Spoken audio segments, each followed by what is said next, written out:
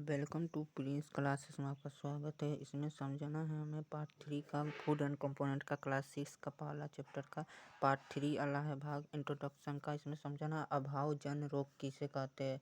समझ लीजिए हम आज भोजन खा रहे हैं, पर्याप्त मात्रा में भोजन कर रहे हैं, माने अधिक मात्रा में भोजन अगर कर रहे हैं, अगर हमारे भोजन में विशेष प्रकार के पोषक तत्व की अगर कमी हो जाता है और उसमें विशेष प्रकार के पोषक तत्व की कमी हो जाता है और वो कमी जो लंबी अवधि तक रहती है, उसके अभाव को ग्रसित अगर वो कर रहा है या ग्रसित हो सकता है, एक या अधिक पोषक तत्व का अभाव शरीर में रोग अथवा विकृति उत्पन्न करती है। जो रोग लंबी अवधि तक पोषक के अभाव के कारण होती है उसी को अभावजन रोग कहते हैं। समझ आया?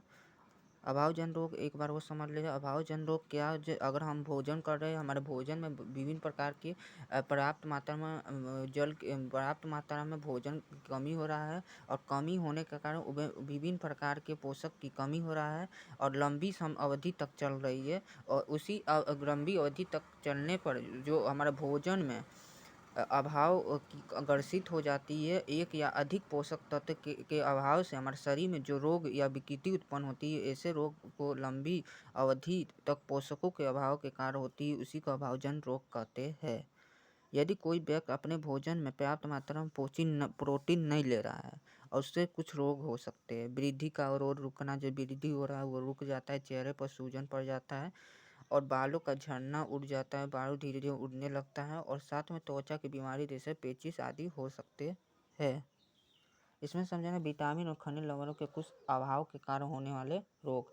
विटामिन ए जो होता है स्थिरता दृष्टिहीनता होती है, इसमें कमज़ोर दृष्टि हो जाए, अंधेरे में कम दिखाई देना और कभी कभी पूरी दिखाई देना ही बंद हो जाए। विटामिन B1 बेरी बेरी जैसे दुर्बल पेशी काम करने में ऊर्जा में कमी हो जाती है। विटामिन सी स्कर्वी जैसे मसूड़ों से खून निकलना, घाव को भरने में अधिक समय लगना होता है। विटामिन डी रिकेटस अस्थियों का मुलायम अस्थि जैसे कैल्शियम और जो होता है हड्डियों का मुलायम होना और कैल्शियम जो होता है अस्थियों तटस्थ जैसे कमजोर अस्थि तटस्थ हो जाती है। आयोडीन की कमी घेरका या ग्वाइटर जी जैसे गर्दन की ग्रंथि का फूल जाना, बच्चों मानसिकता विकलांगता होना, लोहा में अरक्ता रोग जैसे कमजोरी पड़ना। इसमें मेन पॉइंट जो है इसमें समझना है हमें संतुलित आहार, बेरी बेरी कार्बोहाइड्रेट, ऊर्जा और वसा और खनिज पोषक प्रोटीन तथा रुसान तथा स्कर्वी रोग और मंड और विटामिन।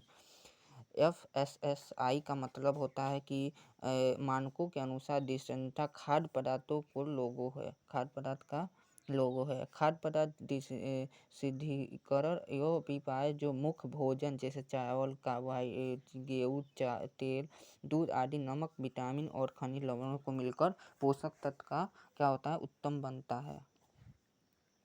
इतना पॉइंट याद करना। इसका एक सारांश में समझ लेते हैं। हमारे भोजन में मुख्य पोषक तत्व जैसे कार्बोहाइड्रेट हो गए, प्रोटीन, वसा, विटामिन तथा खनिज लवण होता है। इसके अतिरिक्त हमारे भोजन आहारी रेशा जैसे जल भी जरूरत होती है। कार्बोहाइड्रेट वसा हमारे शरीर के लिए मुख्य रूप से ऊर्जा देता है। प्रोटीन खनिज लवण को आवश्यकता जो शरीर की वृद्धि के लिए अनुच्छेद करती है। विटामिन हमारे रोगों से शरीर की रक्षा करता है। असंतुलित आहार शरीर की आवश्यकता सभी पोषक तत्व पर्याप्त मात्रा रुशांत और जल उचित मात्रा में होनी चाहिए। आहार में लंबी अवधि तक अथवा एक से अधिक पोषक तत्व की न्यूनता और उससे विशिष्ट रोग अथवा विकार उत्पन्न करते हैं। इतना पॉइंट याद करना। इससे पार्ट 3 भी कंप्लीट हुआ। आगे इसका हम लिखवाएंगे अगले वीडियो में। तब तक के लिए पढ़ते रहे, स्वस्थ रहे। ओके, अगर अच्छा वीडियो के लिए चैनल को लाइक और सब्सक्राइब कीजिएगा। Okay, thank you.